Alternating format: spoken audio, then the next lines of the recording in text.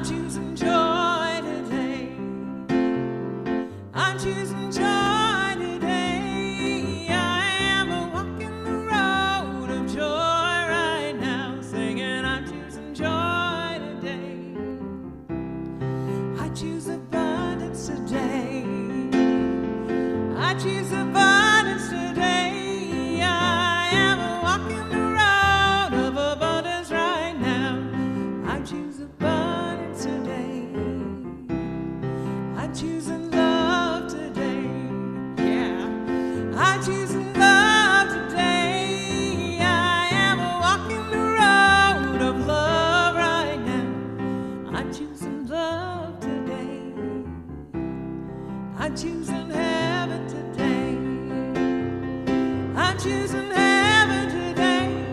I am walking the road of heaven right now, singing I'm choosing heaven today. I am walking the road of heaven right now, singing I'm choosing heaven today.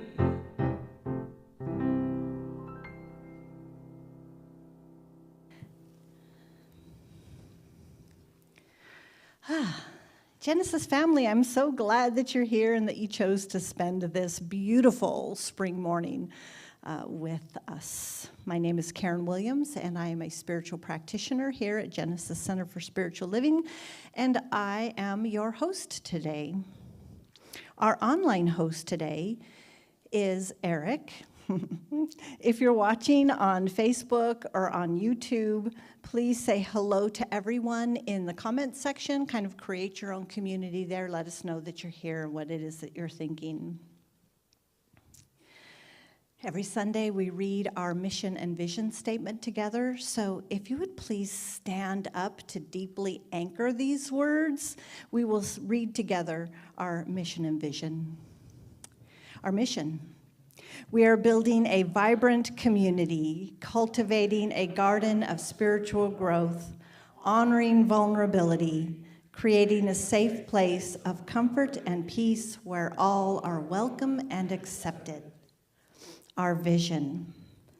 Genesis is a bright beacon with an unshakable heart of love, accepting all. It's a home for the soul where we each creatively express our spiritual brilliance. May you continue to experience your own spiritual brilliance. I love that. Our announcements for the marvelous month of May. Reverend Michael. Reverend Michael is from Northern Lights. He's invited us to share to a shared Blue Poppy Day adventure, and that's with Northern Lights this week, and next week at the Rhododendron Species Botanical Garden on Saturday, May 16, from 10 a.m. to 4 p.m., and we will meet at our Northern Lights friends. We're going to meet them there at 11 to explore together. The admission at the Botanical Garden is $12, $9 for seniors and students, and free for members of the gardens. Children in 12 and under are free, and military with ID are also free. So let's go have some fun and find out more about what is Blue Poppy Day anyway. Let's find out. Let's find out together with Reverend Michael and Northern Lights.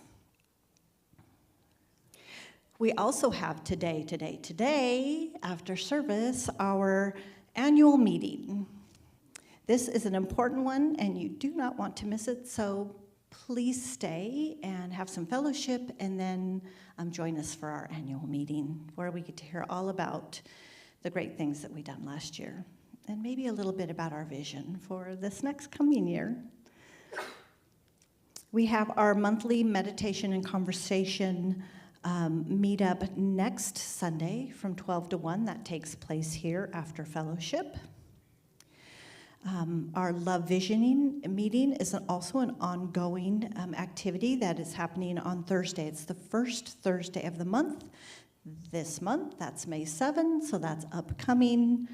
You're right on time with that. It's from 6 to 7:30, and that takes place via Zoom. The link will be either sent to you in our newsletter, on our website. You can access that, or you can just ask Dave, who is here today.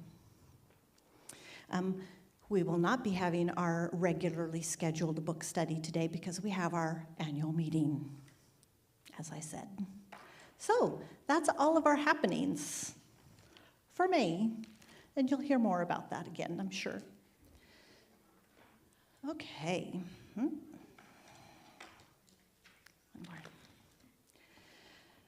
All right. For our first-time guests, I'm so glad to be here with you this morning. If this is your first time, we'd love to connect with you. We know everyone prefers a different method of communication, so you can fill out a connection card. It was in our basket or at our welcome table. Drop it in the offering basket at the end of service, or scan the QR code on the card and just take care of it right there on your phone. This will open up a personal line of communication. We want to provide you important information to give you everything you need to learn about Genesis and what we do here. And if you have any questions, please stop by the welcome table that is downstairs after service. And so now that we've welcomed our newcomers, let us all stand up and greet each other. If you aren't comfortable with hugging, just stick out your hand and you'll get a shake instead, potentially. A namaste hands are also a good alternative for contactless greeting. And if you need to stay seated, and we will just give you the look and support like this. We do have somebody in vigil today, but she is downstairs, so no worries about that. So thank you. Let's get up and mingle and greet each other. Thank you.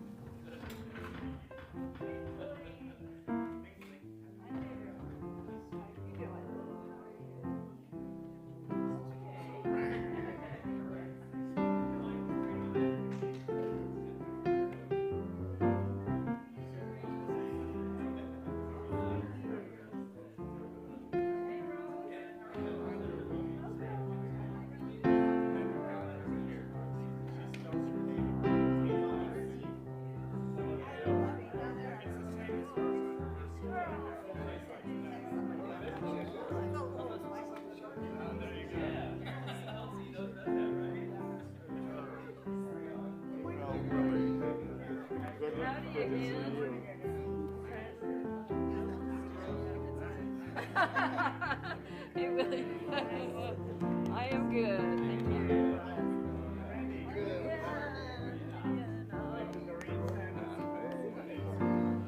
There we go.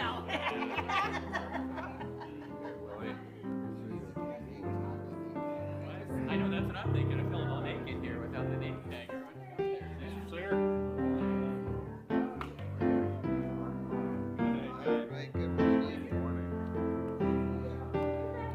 Backlog here. How you doing? See, I'm not the only one who farts. I know it's Randy came in, I was like, see? That's right.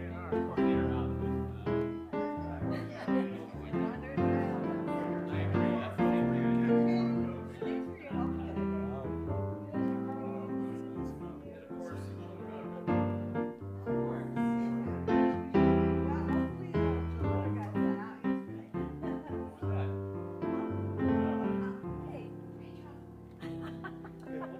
Everybody, wait till I get back to that board.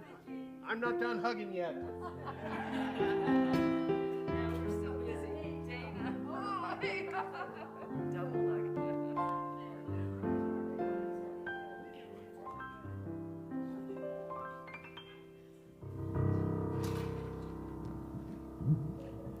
And here we are. So I'd like to take some time this morning. Oh, let there be light. I'd like to take some time this morning to thank everyone in service today. We have as soon as I turn the tab. Our morning greeter today, actually I'm going to start in the very, very beginning, which is our morning setup crew, which tends to be those people who are kind of running the show in the background currently, but we also have Mike Johns does our altar every Sunday. I don't know if you knew that, but he does. It's beautiful. Thank you. Eric is in the back right now, and he's, as I said, online host and kind of taking care of our online things that are happening and monitoring that comment section. So please let him know that you're here. We also have in the back Jim Monson, and he is running our sound, so he's the tech person. And I'm sure he loved every minute of that. We have Gideon over here also in the background, and he is running through our visuals. Our morning greeter this morning, so they kind of, set all that up, these key players. But also, when you come in, you should have been greeted this morning by our very own Christy. She is our morning greeter. Thank you, Christy. Doing our offering collection at the end of service will be Gideon, as per usual. I did mention our vigil practitioner. That is Reverend Rose. Oh, okay, I'm sorry. The collection basket is currently sitting at Vicky's feet, and I've just completely ignored that altogether. Vicky will be taking our collection at the end of service. Thank you for your service. Reverend Rose is downstairs holding vigil, kind of creating that sacred container that we're all co-creating and participating in right now. Our musician is the beloved and lovely Becca Palm.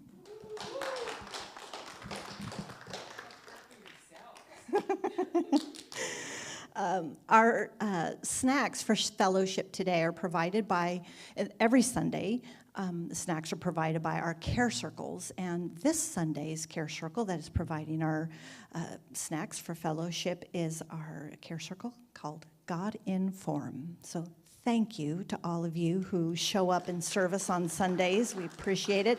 We could not do this without all of that participation. So that is how we make the juicy goodness that is Genesis. That's how we roll, baby. All right. So now that I've mentioned everybody and everything that takes place, there are actually other small details that also take place. We put together these handy-dandy little packets, and we make sure everybody gets that, and we have little name tags. There's a lot. The tables downstairs, and there's a lot. If you want to be a part of that, if you want to make that a part of your service to the community, that option is available to you. We are happy to create a space for you to give in service if you are called to do that. There's always a place for you here at Genesis. There's always a place for you here at Genesis. Right? Wow, I'm on point today. All right. So this next, I've taken care of all the business, right? Everything that we need to know, I've handled that. So the mind part of the service is complete, and we're going to move down into the heart now. And so in preparation to create that soft landing for our newly ordained minister, Reverend James, to step in and give his message. So we want to prepare ourselves. So we're going to do that. I'm going to, we'll have a song first, a centering song. Then I'm going to have a spiritual practice with our gong. So it's a breathing practice. With every strike of the gong, there is a breath in and out. We'll do that 3 times. I'll have a reading from Ernest Holmes, of course. 365 Science Mind today, May 3rd. And then I'll have a prayer. And then we'll have another song by our beloved Becca Palm, set the stage. and create the space for Reverend James and his message. So let's do that. Let's go into our centering song. God is, I am. That's where that song belongs, right here, right now. Yes. So some of you may not have heard this before. The lyric is, God is, I am. God is all there is, and I am one with God. God is all there is, and I am one with God. My heart is open to the full expression of that life living me. That's all there is. I'll sing it once, and then you can sing it with me. God is all there is, and I am one with God. God is all there is, and I am one with God. My heart is open to the full expression of that life living me. God is all there is, and I am one with God. All right, you got it? Let's do it together. God is all there is, and I am one with God. God is all there is, and I am one with God. My heart is open to the full expression of that life living me. God is all there is, and I am one with God. Is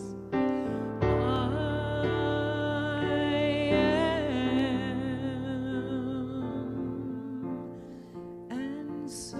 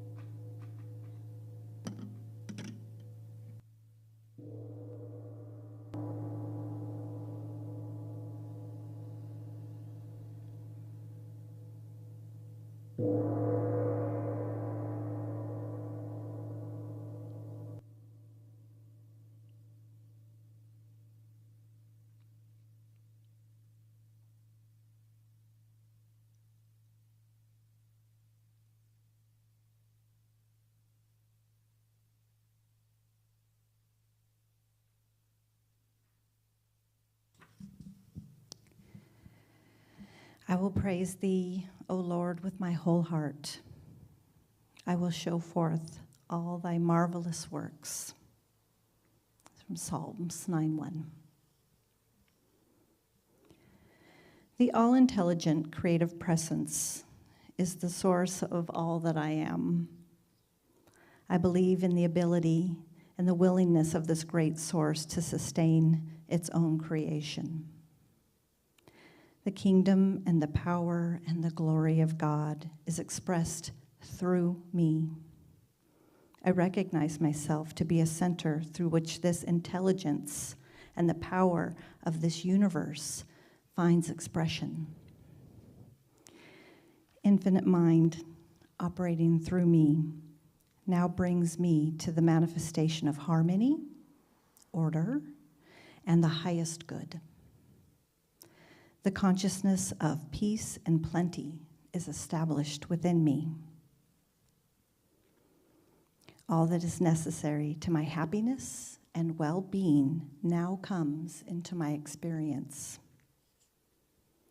There's no belief in failure or mistake in the divine plan for me. There's no discouragement and no fear.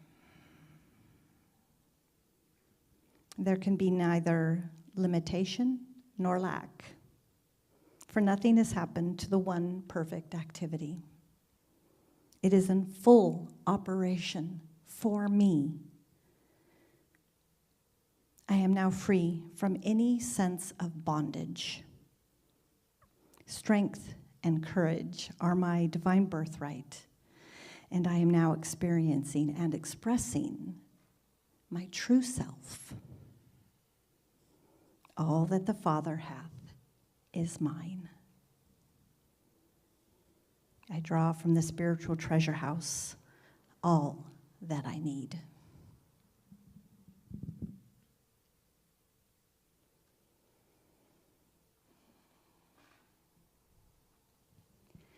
And having been so established, I speak my word from this place of power and presence, the creative source of all that is, the unfolding, the continual renewing, the evolution of life and love itself as spirit, as life, all the time, everywhere. The life of spirit is my life. The life of spirit is the life of everyone here. And indeed, it's the life of all beings everywhere. There's no separation. There's only this one thing that's happening, and that is happening right here for each of us. The center of our being, fully established. The word, the life, the expression of life itself, fully available all the time.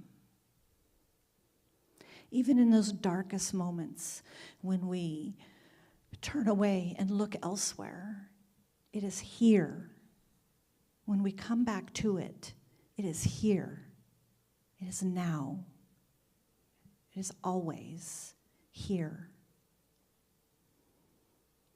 And so knowing this, I simply give a blessing to what it is that Genesis Center for Spiritual Living is about. And we're about spreading love. We're about recognizing that part of ourself that is already whole, perfect, and complete. And finding ways to remind ourselves to get back to that, to experience that, and to express it, to give more love, to be more love, to have more love. And so I know one of the ways that we do that is through the messages that are delivered here, through Reverend James, who offers himself, gives of himself, his time, his heart, his presence, to guide and direct. It is in all the activities, the way that we communicate and commune with each other, the way we are together. This is the gift and the blessing that I recognize today. I celebrate it.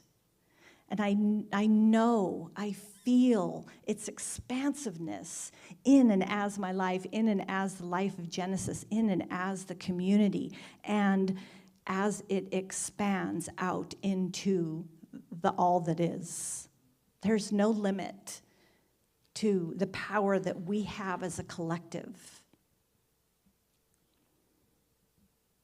While it might seem limiting by our beliefs, there's truly no real limit to the power that we express, the power that we are. And so I just recognize everybody in every way that they contribute to the beauty and the joy and the love of Genesis. And I know that the continuation of this service is simply a continuation of this prayer that is ongoing. I just let it go and let it be, and so it is. Our beloved Becca Palm. Everything is always changing. Nothing stays the same. The yin, the yang, ever exchanging. The nature of the game. When I wonder, what is my part? Do I have a role in change, and where should I start? It's usually in that sacred heart space where I find what's true.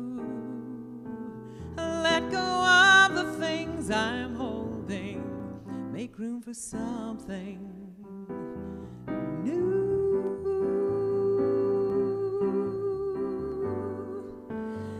Receiving all of life, its whole. Release illusions of control.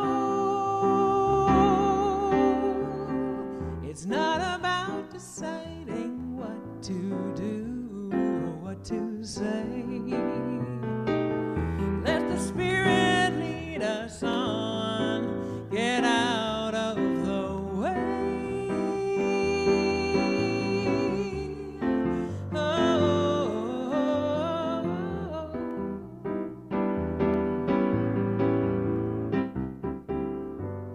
Do you wonder what is your part? Do you have a role in change, and where do you start? Tap into the divine silence every single day, and you'll find clues and signs and answers all along the way.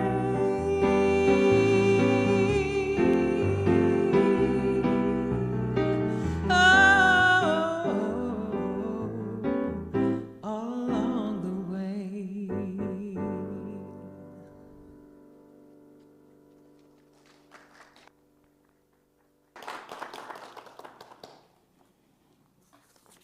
Thank you, Becca. That was wonderful. Oh, so today we talk about doubt. And we've got, I accept my doubt as the opportunity to learn. Let's say this together. I accept my doubt as an opportunity to learn. One more time. I accept my doubt as the opportunity to learn. So doubts, this whole month is going to be about divine doubt, about how we use doubt, which usually seems like a negative, as a positive in our lives. This week, self-doubt is the starting block. So we start by doubting ourselves, as appealing as that may not sound. And our contemplative question today is, what doubts do I hide, and what do I fear revealing them would be? So it's about hidden doubts. Ernest Holmes says, we did not create our nature. We cannot change its inherent reality. We are what we are, and we use this nature for better or for worse. So doubt, like hunger, is something it's part of the human condition.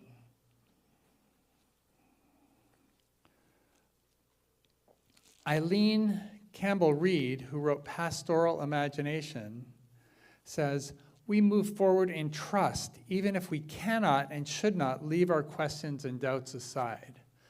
She talks about the combination of faith and trust, faith and doubt, faith and questioning, and how that works for us.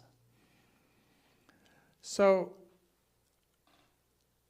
I had a big instance of self-doubt when I was a fresh graduate from, I just got my master's in management from a fancy university, and I was applying for a job, and just thinking about the job would be as the right-hand man to the president of a new supercomputer company, mini supercomputer company. And I was excited, but I just felt unworthy. I felt like, they need to get someone who's worth doing this. I just didn't have the confidence. I just doubted that I could do it. And so I had to spend lots of time, because I couldn't go in and interview feeling like I'm not the man for the job. So I noticed that what that self-doubt came from, well, let's go to the next slide. So what the self-doubt came from was partly of me not believing in myself, not liking myself, not approving of myself, that I thought there was something wrong with myself. And this is about our three-dimensional experience. You guys recognize this chart at the top. We've got heaven. This is our experience outside of time and space as individualizations of the one. And then down here is our earthly experience, and in between is some of our bad and good habits and the law. Let's do the next slide. So when I'm in a situation of facing self-doubt, we've got this is our diagram of the brain. So this is the logical side of the brain. And we've got our narrators over here on the logical side, living in time and space, but controlling everything. And this is our protector, trying to keep things from falling over. And I think this is where the lack of self-worth came from, is both of these guys. This guy is telling me, well, yeah, you got a university degree, but there are so many other people who have so much more, and how can you all these other people. And this guy's like, it's gonna fall over and we'll be hurt. Why don't I just get a crappy job and then I won't have to worry about doing good? And then, of course, there's our creative side, our spiritual side, our Buddha brain, which knows that we're all one. It can't read or write, but it knows that we're all one. And it knows we live in an ocean of love, and it knows that the universe works together like clockwork. And then there's our exuberant, our feeling side of our Buddha brain, which knows how to have fun and how to live in flow and how to make things happen. So let's do the next slide. What we find is the doubt. So doubt and questioning can be important. We talk a lot about, I love to talk about the mystery and wonder of the universe. The universe is way more than we can comprehend, we can make stories about in our linear brain. That's why our Buddha brain doesn't know how to read and write. It doesn't need that to understand its main function, which is to comprehend the allness of the universe. Doubting myself is sort of in the fear category, but this is in victim abuser consciousness, and so that's the state it was trying to get me to. And but by allowing myself to move into presence. Presence is over here in sort of heaven on earth. And so by being mindful, we can always in that state move into mindfulness. So this is what I did. I was faced this dilemma. I'm evaluating the power structures and parts of the brain that are going on, but really I just had to let go of feeling unworthy and allow myself to like myself, or maybe not care whether I liked myself or not. I'm like, okay, part of me doesn't think I can do this, but the rest of me knows I can. And by leaning into the rest of me knowing I can, I ended up getting that job. Now, it may have been that part of me that thought I was unworthy was trying to save me, because I was laid off a month later. The company wasn't doing very well. I was actually writing a grant that could have helped, but the grant would have taken 2 more months, and they didn't have that much payroll in the bank. But I ended up getting another job in Connecticut for Olivetti in developing banking software, which was sort of exciting until it wasn't. It was too boring for me. And that's how I ended up at Microsoft. And so I think it was sort of a path that you wouldn't expect to find me moving through 2 different jobs that didn't really work into a job that worked for a long time and brought me here. So I liked all that, but it was the unworthiness that was, it was the doubt that was going on that was, I think, a dominant factor. And so pay attention to your doubt. You know, you don't know what the answer is going to be. That's why the universe is a mystery. So, but if you accept the doubt, you can look at what its precepts are. What's it trying to tell you? There is a doubt taboo. And once again, I found myself, when I first joined Microsoft, I found myself on the wrong side of it. I was in a car with 3 marketing people, and they were looking for Daniel's Broiler, a restaurant in Bellevue. And they were driving around, and I knew where Daniel's Broiler was. I was like, it's over there. And they were like, no, it's over here. And they were so confident and so loud that we drove around for 20 minutes before we ended up at Daniel's Broiler. And I learned something about marketing people, that they are very sure of what they know. Now, not being a marketing person, I was in software testing, and what I noticed, the group at the time was developing a fax machine. It was moving Microsoft into the fax market. And as you can guess from the non-prevalence of Microsoft fax machines, that wasn't really a great marketing move. But, you know, we were also having technological problems with it at the time. Things were going wrong, nobody could make it work, it was really unreliable, and everyone was pointing fingers and trying to figure out who was to blame. And what I did was, I kept wondering, what is our product? What's it supposed to do? And I kept asking people that, and nobody knew, but nobody wanted to admit that they didn't know because we were like too far into it. And how could we not know what our product was if we're this far into it? And so I just called the meeting. I just decided, okay, I'm going to say what it does. It does this and this and this and this. You know, it sends this many faxes and it receives faxes, and this is how it gracefully degrades, and this is how it works for people. And then we sat down and I told people that, and they said, no, it's way better than that. And they're like, no, it isn't. It can't possibly do that. And so we had a way to decide what it was going to do. And I created, me and my engineers, especially Woody from Dollywood, was my chief. He wasn't from Dollywood. He was from the town that Dollywood was in. And so I keep thinking about Dollywood whenever I think of Woody. But he created the robot and AI that created the simulation to send and receive faxes and adjust buttons on the machine. And it would run until it failed. And suddenly, instead of thinking about how we didn't know what things were going to go on and how we were looking for people to blame, it became a daily episode of, how do we make this better? How do we make this better? And everybody was focused around our robots and our AIs and our simulations, making it work better. And so by surfacing the doubt, by surfacing the questions, we were able to all focus on, okay, here's what we need to know, and here's the answer. You know, can we do this? And we ended up doing it.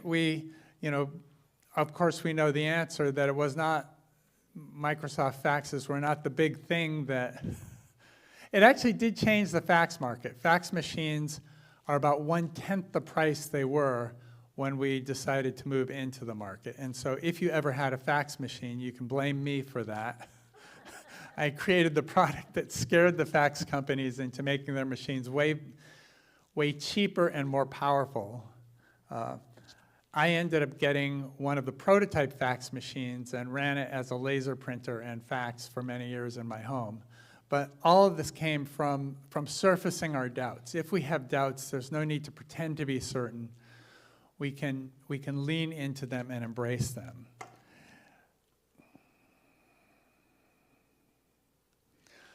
It's it's interesting. Doubts also allow you to surface your vulnerability.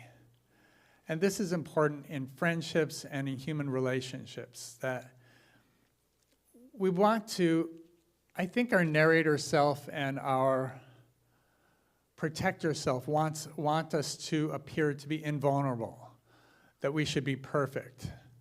But nobody's perfect.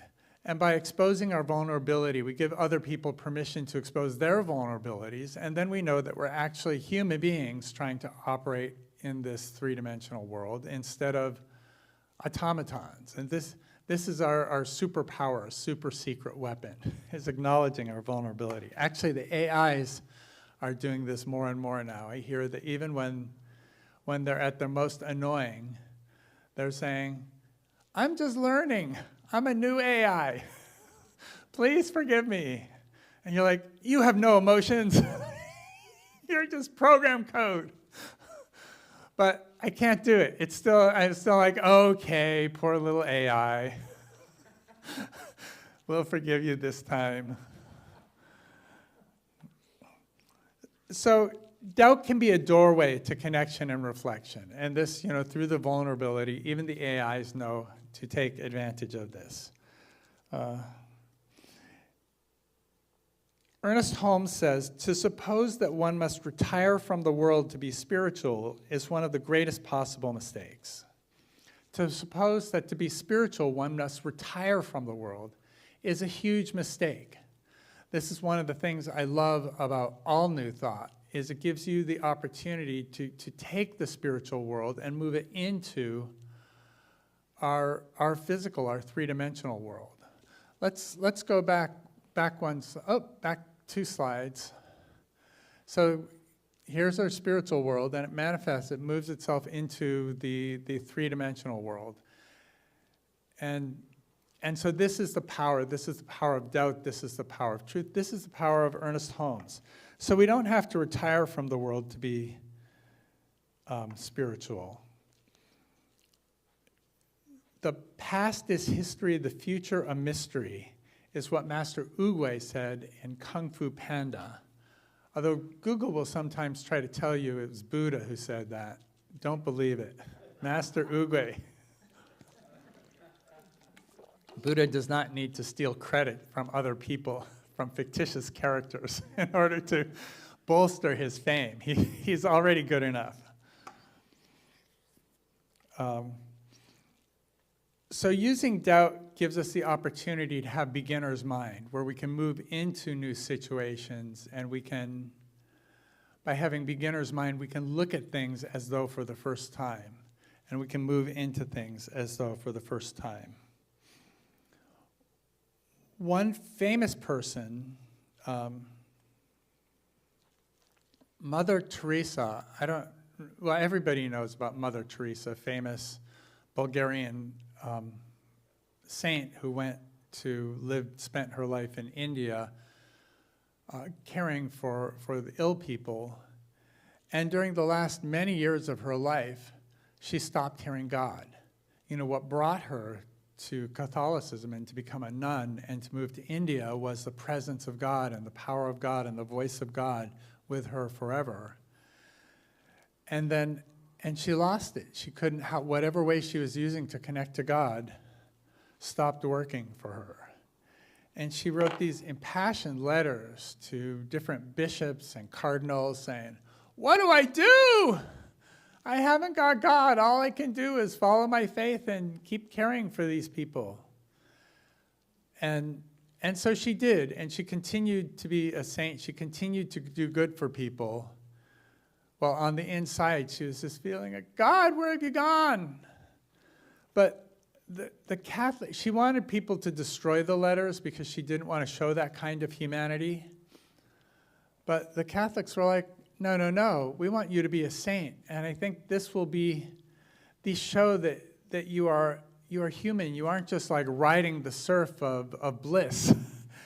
You are following the path that you decided, and you're intellectually finding the way without the voice of God, without the presence of God. I mean, obviously, there was the presence of God. She just wasn't feeling it, and there was the voice of God. She just didn't know that she was hearing it. And she has been sainted, and she is considered the saint of doubters. So whenever you're doubting, you can think of Mother Teresa, who always knew the right thing to do, even though she doubted. So she didn't follow my advice of embracing her doubts, but she always knew what the right thing to do was, even though whatever kind of connection she had had with God, she lost that. I think she was unaware of it. What I've read of her biography is she was so focused and intent at every minute. She knew exactly. So a woman wrote a memoir of her time with Mother Teresa, and she was Mother Teresa's secretary briefly. And she found Mother Teresa was driving herself and was driving others, and she said, you need to do this, you can't do this. There were lots of very strict rules, and she followed the rules, and she was able, through the force of her personality and through all these rules, to get people to donate stuff for poor people, to care more for the poor. And so she opened other people's hearts, and the only way she knew to do that was by ignoring her heart, maybe. This is the word of the woman who wrote about her and was her secretary for a while. So what's the lesson for us? The lesson for us, I think, is that we can listen. If we're not hearing God, that doesn't mean something's wrong. It means we can always know what the right thing is to do, and that we can take steps to listen, to be mindful in this moment. Let's go to the self-forgiveness slide. This is, it's one more. So this one we've seen. So be kind to yourself. And what do you do for self-forgiveness? I think Mother Teresa was not kind to herself. So this is the number one thing I'd recommend. Be kind to yourself. She was always driving herself because she felt like the poor needed more and needed more and needed more, and there wasn't time enough for her to rest or relax. She needed to either be tending to the poor or tending to her nuns or flying around the world raising money for her good works. And that was great, but she was ignoring herself. So she was kind to other people, just not to herself. And then recognizing common humanity. She was really going without enough sleep and without taking care of herself very much. She was like, these guys have nothing, I should live on nothing. Well, you don't have to. So we can recognize our common humanity. Who am I to be lecturing Mother Teresa? And then mindfulness in particular. And this is where Master Uguay's quote, the past is history, the future is a mystery, but the now is a gift. That's why they call it the present. And so we can stay, by being in the present, we can notice, what's here right now. And if we're kind to ourselves and we're forgetting about our guilt from the past and our worry about the future, to me, God always opens in that moment. I think Mother Teresa was too busy. But busy doing great works for the world. Let's go back to the one before this. It's been a while since I showed you this slide, but this is a slide of emotions that talks about, on this side towards me is high pleasantness, and then it's low pleasantness on the other side. And then it's more peace, it's lower energy on this side. I'm on down, and it's higher energy up. And so let's look at, so self-doubt, it isn't really despairing, but it's a little more energy, but it's pretty negative. Morose, discouraged, disheartened. I think disheartened is a lot of what self-doubt can feel like. But if we recognize that, it isn't our identity. if we're feeling disheartened, we can know, well, we got a little bit of energy and not a whole lot of pleasantness. And by moving into the self-kindness, then we can move our emotions more into the pleasantness, where we get, high pleasantness for morose is balanced or blessed or restful. So this is, these are some of the ways that we can pay attention to self-doubt. These are some of the ways we can work with self-doubt. Let's for right now, let's breathe into our hearts. As we think about our questions, let's open to appreciation just for a minute. And as we feel appreciation in our hearts, appreciation for a family member, a beloved pet, or really anything, maybe the beautiful sunny weather or the beach, we notice that appreciation filling our hearts, filling our bodies, and radiating out beyond us. And as we lay back into that love, into that appreciation, we allow it to flow around us. We allow it to hold us up. We find ourselves immersed in it, surrounded by it, and notice it's interpenetrating our every cell. This love, this bliss. And I know there is one presence and one power in my life and in the universe, God the good, the presence of love, everywhere, always. And that presence of love, that presence of God is within me now and forever.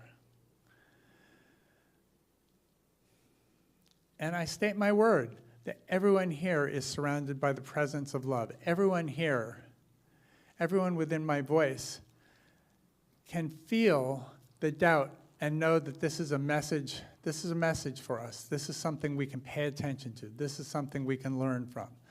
That doubt is a positive messenger for us. I see doubt as making a positive impact for everybody in this room, everybody within my hearing, and that we use that doubt. We use that doubt to empower us, to break us free of invisible chains, and to lead us to more and better pastures.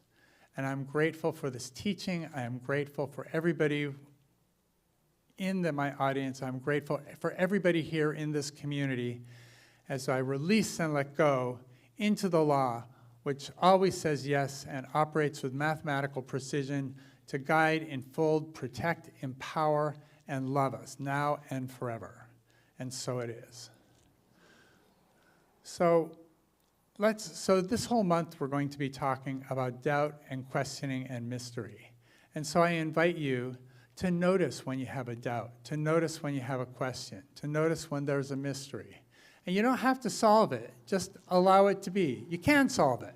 That's actually, I think you will naturally solve many of the mysteries you run into. But you do it more by paying attention to the doubt. Instead of being like the marketing guys who insist that it's that way when it's really this way. Or just, when something goes wrong, looking for somebody to blame instead of figuring out what is it we're trying to do and how can we make that happen.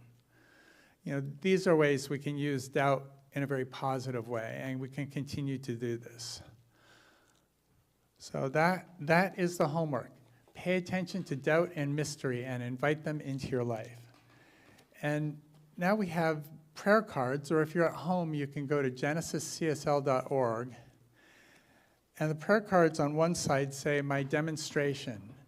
And this is, any time in the world, anytime you know of that you created something or something wonderful happened, I would consider that a prayer demonstration.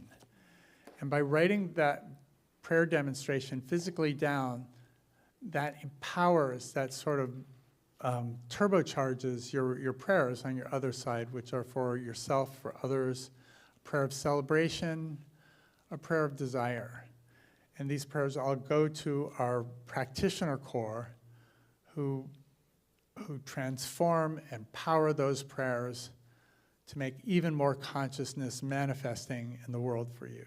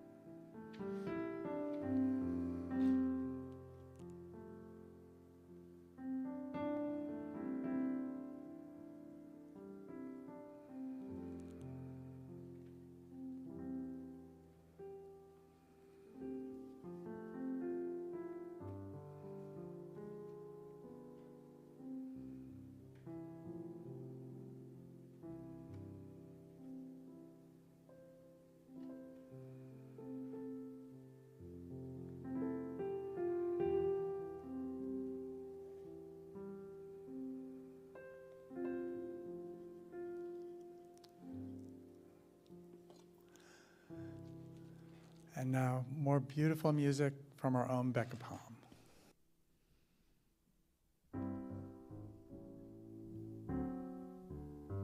I thought I'd have you sing with me if you're open to it today. I'll do a phrase and you follow me, if you want. I feel the music. I feel the music down in my soul. Down in my soul, that's it. I feel the music, I feel the music down in my soul. That's it. I feel the music down in my soul. Yeah, sounds good. And the whole wide world is my home. I see the doubt. Yeah, down in my soul. I see the doubt. Down in my soul. I see that doubt. Down in my soul. And the whole wide world is my home. I got a new day down in my soul.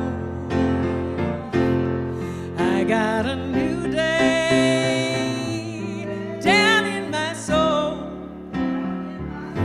Yeah, I got a new day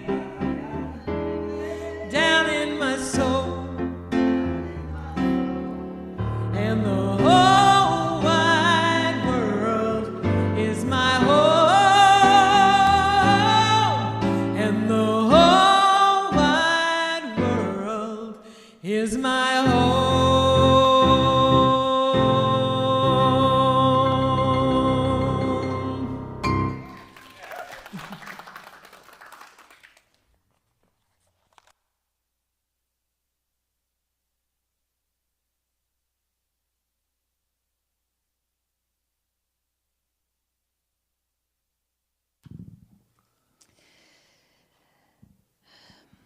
So now it's time for our offering. Because Genesis is a community dedicated to love, inspiring harmony, and creating connections to empower spiritual growth. And Genesis, all of us here, we love being here together and that you could share in that with us today. This is an invitation to participate in circulation, to connect with abundance and generosity. Your participation makes all of this possible. We truly appreciate it here. We appreciate your support. And so let's take a moment to craft a financial gift. And if you are on Facebook, please visit our website at genesiscsl.org.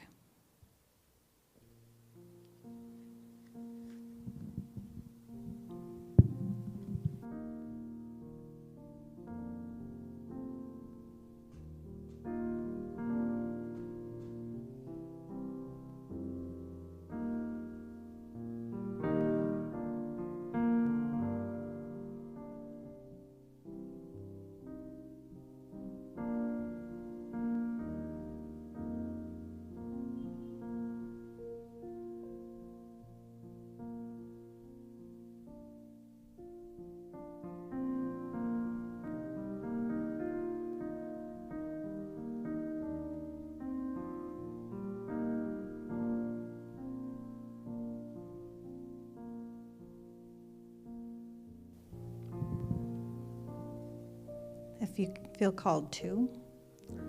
Just put our prayers and our offering close to our heart while we say our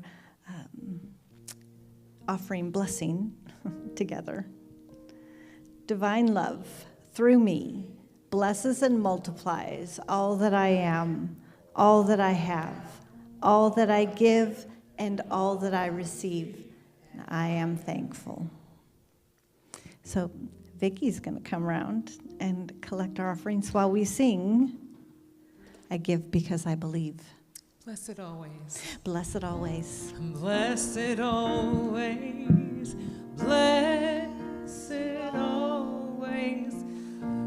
For the arms of God surround us. Let our joy be so triumphant that we rest in God and say Amen. Blessed always, blessed always, for the arms of God surround us. Let our joy be so triumphant that we rest in God and say Amen. So I offer this blessing over our prayers and our offerings, knowing that they are pressed down, multiplied, and overflowing into the life of Genesis itself and coming right back to us, blessing us individually. This is a powerful process. I give thanks for each of us who have participated, and so it is. Thank you for joining us today. Please join us after service for food and fellowship, followed then by our annual meeting. I'll be in the alcove immediately following service here. This is our alcove back here. So if you'd like a quick prayer, I wish everyone a week of joy and true connection. So please stand and sing our closing song. Let's take with us all that we've gathered today here, spread it in the world, and at this point, release it all as well. There's lyrics on the screen.